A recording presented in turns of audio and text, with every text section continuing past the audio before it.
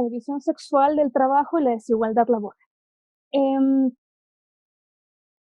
en México podemos ver varios indicadores que nos hablan muy desigual la carga de trabajo, si hablamos del trabajo que se hace dentro del hogar, dentro de la esfera privada de lo doméstico, es muy desigual cómo está repartida entre hombres y mujeres. Cuando hablamos, por ejemplo, aquí hay un indicador del promedio de horas de trabajo no remunerado, es decir, del trabajo que no se paga, que tiene que ver con los quehaceres del hogar, y acá son datos del INEGI. Vamos a ver que acá les aparecen varios datos de algunos estados y acá tenemos el promedio nacional. En términos de horas a la semana, las mujeres dedicamos 25.3 horas a la semana a realizar trabajos de los quehaceres del hogar, mientras que los hombres dedican 9.98 horas a la semana. Es decir, hablamos de una brecha de 15 horas, de 15.05 horas a la semana que las mujeres trabajan más en los quehaceres del hogar que los varones. Y en algunos casos es por encima. Si vemos, por ejemplo, acá está la media también, si hablamos, por ejemplo, de Nuevo León, es un poquito mayor. Si hablamos del Estado de México, es mayor que el promedio nacional. Ahí tendríamos que ir con cuidado por cada estado, pero este es el promedio. Y además, cuando hablamos de este trabajo doméstico y cómo se lleva a cabo de manera desigual, no solamente hablamos de que hay una cuestión de género, porque las mujeres somos quienes de manera preponderante realizamos este trabajo, y es una cuestión también multietaria. No solamente son mujeres, digamos, adultas, sino también adultas mayores y también las niñas, ¿no? También hay una cuestión de clase que no podemos pasar por alto, porque aquellas personas que tienen los recursos para poder pagarle a alguien, remunerar a alguien porque lleve a cabo estas labores del hogar, pues las trabajadoras domésticas, que sí se les paga por hacer este trabajo y se les paga muy por debajo a veces del salario mínimo, pues son también en su mayoría mujeres. Y además hay una cuestión también étnica que habría que decir, que en este caso de las trabajadoras domésticas, también muchas de ellas, además de que son mujeres muchas veces que son migrantes de otros estados y muchas veces con ciertos marcadores étnicos de pertenencia a comunidades indígenas. De manera que esto se exacerba todavía más en esos casos. Si vemos lo que sucede, por ejemplo, en el trabajo de crianza, es decir, aquí está otra vez el indicador del INEGI, el promedio de horas de trabajo no remunerado que se dedican al cuidado de los menores de 14 años, de nuevo, esta brecha sigue presente. Las mujeres en un promedio nacional dedicamos 49.93 horas a la semana a este trabajo de crianza, que también implica un trabajo emocional, ¿no? Lo que es pues el apapacho, el jugar también con las niñas y los niños, y que acá se habla de trabajo porque es tiempo de trabajo, se mide en horas, implica una actividad dirigida a fines, implica también un desgaste en términos de cansancio, entonces es trabajo, como dice por ahí esa consigna feminista, no es amor, es trabajo, o no solamente es amor, también es trabajo, ¿no?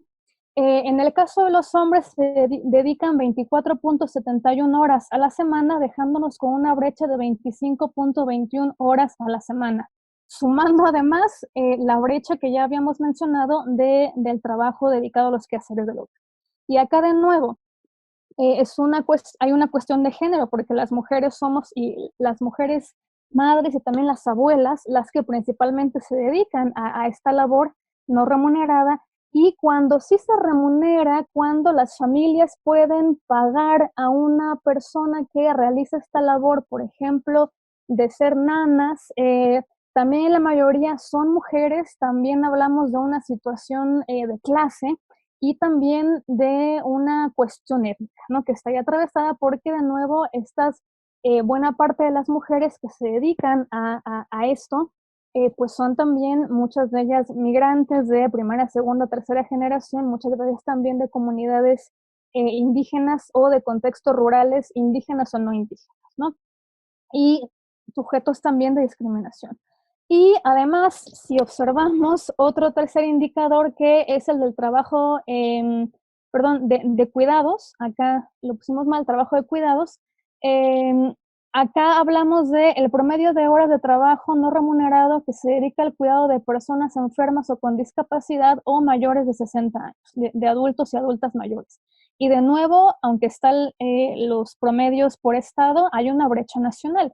Las mujeres dedicamos a la semana 35.02 horas al cuidado de terceros, mientras que los hombres dedican 23.57 horas, dejándonos con una brecha de 11.45 horas.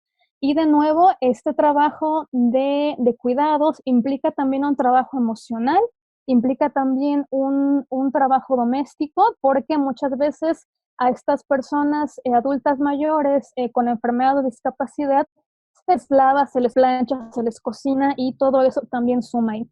Y de nuevo son las mujeres quienes de manera preponderante realizamos este trabajo, y cuando se les puede pagar a alguna persona porque vaya a hacer estas labores de cuidador, de enfermera, de nuevo en la mayoría son mujeres, y también nos habla ahí de una cuestión de clase, ¿no? Porque de nuevo son a veces salarios que pueden estar bastante mal pagados.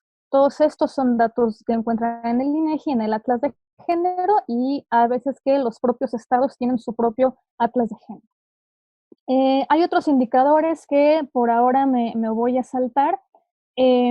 Solamente sí quisiera mencionar uno que es muy importante, que también está en el Atlas de Género y en textos del Instituto Nacional de las Mujeres, y es que también hay una diferencia grande entre lo que se le paga a las mujeres y a los hombres por hora laborada.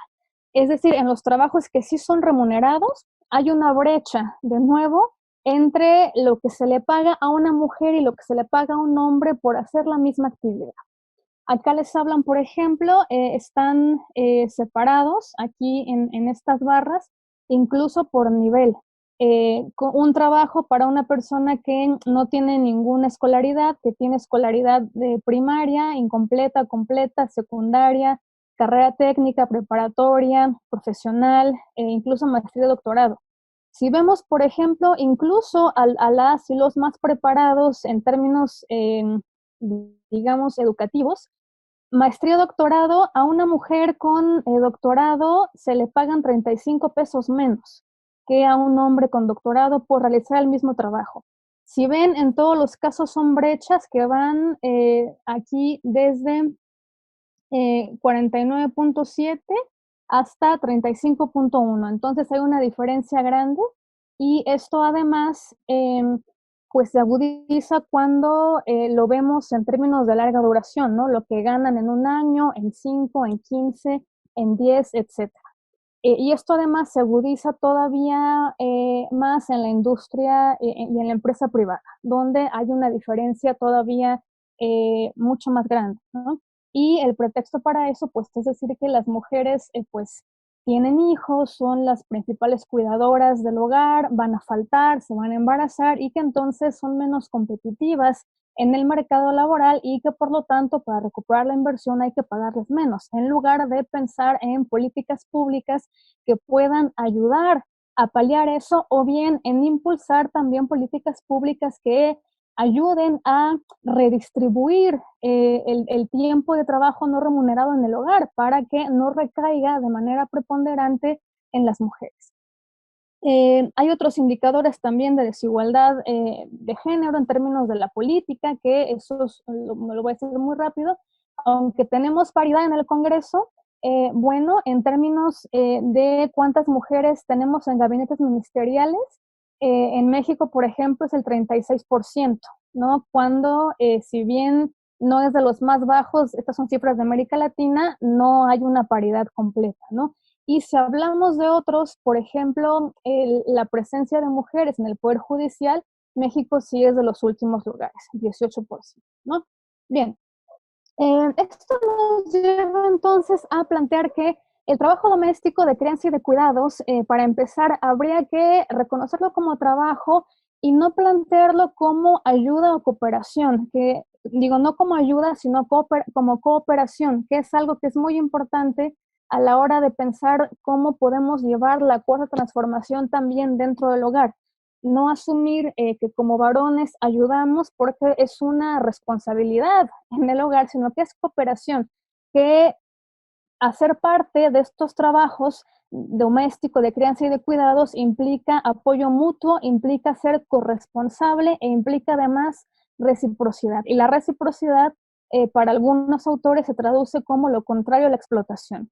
¿Cómo no explotamos a alguien siendo recíprocos, siendo corresponsables? Y además, en términos históricos, es un acto político, es un acto de justicia social y de deuda histórica. Y acá habría que pensar que, como yo le había dicho, impulsar una cuarta transformación también dentro del hogar, dentro de la esfera privada, implica también esta redistribución del trabajo doméstico en el ámbito de la familia. Implica, y esto además apoya para que esta redistribución de las tareas, que no se cargue solo en las mujeres, pueda permitir un nuevo pacto entre hombres y mujeres, y los estudios nos dicen que cuando hay redistribución del trabajo doméstico, de cuidados de crianza en el hogar, también esto incide en disminuir los niveles de violencia de género, que son mucho más alarmantes en el espacio doméstico. Para poder dejar de lado esto que ya señalaban feministas como Flora Tristán, que hay alguien todavía más oprimido que el obrero y es la mujer del obrero, ¿no? O del trabajador, ¿no? Del trabajador moderno.